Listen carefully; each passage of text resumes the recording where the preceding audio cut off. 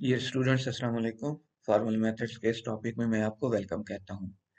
इस टॉपिक में हम सीक्वेंसेस के मुतालिक एक केस स्टडी डिस्कस करेंगे और हमारी केस स्टडी का नाम है disk scanner system.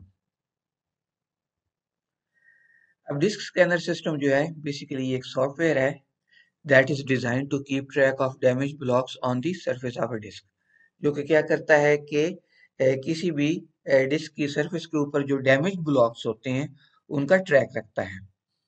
A disk is divided into a number of tracks। अब जो डिस्क होती है हमारे पास उसके अंदर क्या होते हैं, ट्रैक्स होते हैं। Each track into a number of sectors, फिर हर ट्रैक के अंदर हमारे पास मुख्तलिफ नंबर ऑफ सेक्टर्स होते हैं। जो हमारे पास एक ब्लॉक होता है वो किससे मिलकर बनता है, track number plus sector number. तो ये दो चीजें मिलकर हमारे पास एक ब्लॉक बनाती हैं। अब जब हम इस केस स्टडी की बात करेंगे तो इसको मॉडल करने के लिए हम जो क्लास यूज करेंगे उसका हम नाम क्या रखेंगे, डिस्क स्कैनर क्लास। अब ये हमारे पास डिस्क स्कैनर क्लास जो है उसकी यूएमएल नोटेशन है। इसमें हमारे पास एक कलेक्शन है डैमेज ब्लॉक्स के नाम से, और ये ब्लॉक की कलेक्शन है। पहला जो हमारे पास मेथड है वो कौन सा है, ऐड ब्लॉक। इसको हम दो इंटीजर वैल्यूज देते हैं, कौन कौन सी, ट्रैक नंबर और सेक्टर नंबर। तो उससे क्या होता है कि ये एक ब्लॉक नंबर बनाता है और उसको डैमेज ब्लॉक्स वाली कलेक्शन के अंदर ऐड करवा देता है।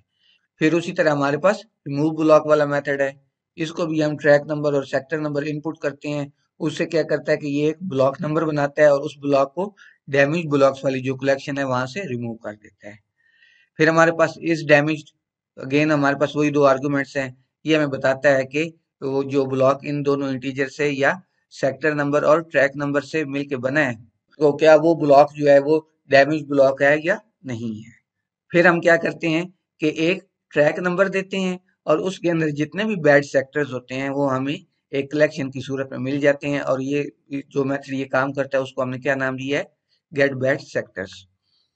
फिर हमारे पास जो एक क्लास है ब्लॉक के नाम से, यहाँ पे हमने जो कलेक्शन बनाई थी वो बेसिकली क्या थी, ब्लॉक की कलेक्शन थी। तो ब्लॉक वाली जो हमने हमारे पास क्लास है उसके अंदर हमारे पास दो वेरिएबल्स हैं, डेटा मेंबर्स कौन कौन से, ट्रैक और सेक्टर। दोनों की जो टाइप है वो क्या है, इंटीजर टाइप है। अब ये हमने क्या किया कि सबसे पहले अपनी ब्लॉक क्लास जो थी उसको मॉडल किया है टाइप्स की क्लॉज को यूज करते हुए। ठीक है, इसमें हमारे पास क्या है कि सबसे पहले हमारे पास हमने इसकी जो टाइप बनाई है वो उसका नाम हमने क्या रखा है, ब्लॉक। और उसके अंदर जो हमारे पास पहला डेटा मेंबर है ट्रैक, उसको हमने नेचुरल नंबर के तौर पर मॉडल किया है। और इसी तरह फिर हमारे पास सेक्टर का डेटा मेंबर है, उसको भी हमने नेचुरल नंबर के तौर पर मॉडल किया है। फिर हमने क्या किया कि हमारे पास जो डिस्क स्कैनर क्लास थी उसको हमने मॉडल किया यूजिंग स्टेट क्लॉज। तो वहां पे हमारे पास जो कलेक्शन थी वो कौन सी थी, डैमेज ब्लॉक्स के नाम से। और हमने क्या किया कि उसको एक सेट के तौर पर मॉडल किया है। फिर यहाँ पे हमने उसको इनिट के कीवर्ड के थ्रू इनिशियलाइज करवाया है अपनी इस कलेक्शन को। और इनिशियलाइज किस तरह करवाया है, हमने कहा कि इनिशियली हमारे पास जो डैमेज ब्लॉक्स वाली कलेक्शन होगी वो क्या होगी, एम्प्टी होगी। फिर हमारे पास क्या है, ऐड ब्लॉक का मेथड है। इसमें ये मेथड क्या करता है कि ये इसको जो भी आप ट्रैक नंबर और सेक्टर नंबर देंगे उससे क्या करेगा कि ये एक ब्लॉक नंबर बनाएगा और उसको बैड जो हमारे पास ये डैमेज ब्लॉक्स वाली कलेक्शन है इसके अंदर ऐड करवा देगा। तो वो उसी तरह हमने क्या किया है कि ट्रैक नंबर और sector number as a argument input लिए हैं, एक्सटर्नल क्लॉज यूज की है, और उसके अंदर जो डैमेज ब्लॉक्स वाली हमारी कलेक्शन है, ठीक है, उसको हमने रीड राइट करवाया है।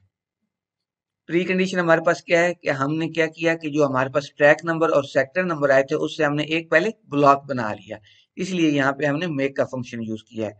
और जो ये ब्लॉक बनाए इसको हमने इंश्योर किया कि ये पहले से डैमेज ब्लॉक्स वाली जो हमारी कलेक्शन है उसके अंदर ना हो। और पोस्ट कंडीशन क्या है कि हमारे पास जो डैमेज ब्लॉक्स वाली प्रीवियस कलेक्शन है या जो प्रीवियस हमारे पास सेट है ब्लॉक का, उसके अंदर इस ट्रैक नंबर और इस सेक्टर नंबर से एक नया ब्लॉक बना के हमने उसका यूनियन कर दिया है। इसी तरह हमारे पास रिमूव ब्लॉक का मेथड है। उसी तरह हमने ट्रैक और सेक्टर नंबर इनपुट लिए, और डैमेज ब्लॉक्स जो है, ये जो हमारे पास ये ब्लॉक का सेट था इसकी हमने एक्सटर्नल क्लास यूज करते हुए इसकी एक्सेस बताई, कौन सी, रीड राइट। क्योंकि अब एक ब्लॉक ने रिमूव होना तो डेफिनेटली हमारे पास जो डैमेज ब्लॉक्स हैं इसकी जो ये सेट है इसने अपडेट होना है। प्री कंडीशन में हमारे पास क्या है कि जो हमने ब्लॉक बनाया है, ठीक है, इस ट्रैक और इस सेक्टर नंबर से, that should already B member of damage blocks set. तो यानी वो पहले से डैमेज ब्लॉक्स वाली जो कलेक्शन आई है, डैमेज ब्लॉक्स वाला जो सेट है उसके अंदर वो मौजूद होना चाहिए। और अब जब इसने इस ब्लॉक नंबर ने रिमूव होना है तो फिर हमने क्या किया कि डिफरेंस का ऑपरेटर यूज किया, और फिर हमारे पास जो डैमेज ब्लॉक्स वाली प्रीवियस कलेक्शन थी उससे हमने ये इस ट्रैक और इस सेक्टर नंबर से एक नया आप कह लें कि ब्लॉक बना के उसको डिफरेंस ऑपरेटर के थ्रू माइनस कर दिया है। फिर अब हम ये चेक कर रहे हैं कि जो हमने ट्रैक नंबर और सेक्टर नंबर दिया है इससे जो ब्लॉक बना क्या वो डैमेज है या नहीं है। और चूंकि अब हम ये चेक करें कि वो डैमेज है या नहीं है तो हमारे पास जो आउटपुट वैल्यू होगी वो क्या होगी, एक ट्रू या फॉल्स वैल्यू होगी। तो एक्सटर्नल क्लॉज यूज करते हुए हमने क्या किया कि जो डैमेज ब्लॉक्स वाली हमारी कलेक्शन थी उसकी हमने एक्सेस क्या बताई है, रीड ऑनली। प्री कंडीशन हमारी कोई नहीं है, और अब हम ये ट्रू या फॉल्स वैल्यू रिटर्न कर रहे हैं बेस्ड ऑन द फैक्ट कि हमारे पास जो ब्लॉक बना क्या वो डैमेज ब्लॉक्स के सेट के अंदर मौजूद है या नहीं है, या उसका मेंबर है या नहीं है।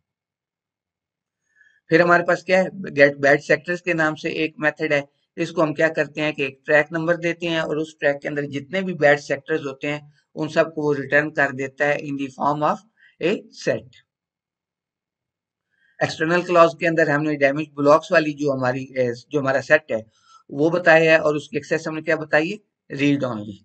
क्योंकि अब हमने ना तो इसके अंदर कोई चीज ऐड करनी है और ना ही कोई चीज रिमूव करनी है, बल्कि सिंपल इसके अंदर इस ट्रैक के अंदर जितने भी हमारे पास बैड सेक्टर्स हैं उनको हमने रिटर्न करवाना है। तो इस वजह से यहाँ पे हमने जो एक्सेस बताई है वो क्या बताई है, रीड ऑनली एक्सेस बताई है।